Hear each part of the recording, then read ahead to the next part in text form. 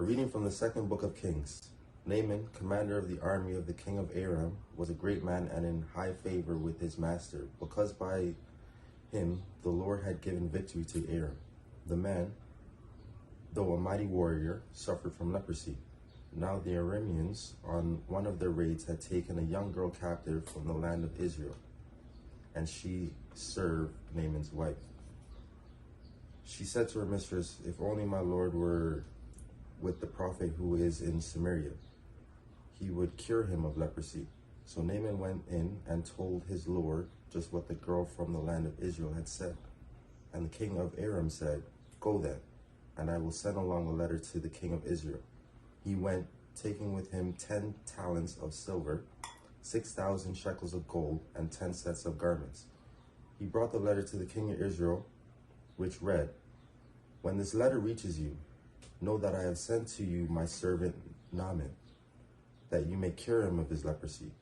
When the king of Israel read the letter, he tore his clothes and said, "I am God, to give death or life, that this man sends word to me to cure a man of leprosy. Just look and see how he is trying to pick up a quarrel with me." But when Elisha, the man of God, heard that the king of Israel had torn his clothes, he sent a message to the king.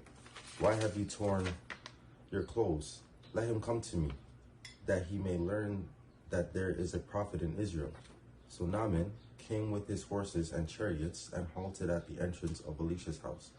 Elisha sent a messenger to him, saying, "Go, wash in the Jordan 7 times, and your flesh shall be restored, and you shall be clean."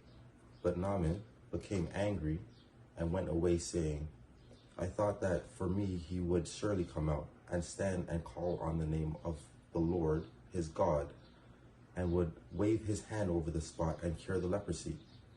Are not Abana and Pharpar, the rivers of Damascus, better than all the waters of Israel? Could I not wash in them and be clean?" He turned and went away in rage. But his servants approached and said to him, "Father, if the prophet had commanded you to do something difficult, would you have done it? How much more, when all he said to you was, 'Wash and be clean'?" So he went down and immersed himself 7 times in the Jordan.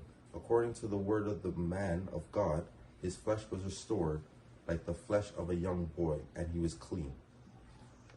The word of the Lord. Thanks be to God.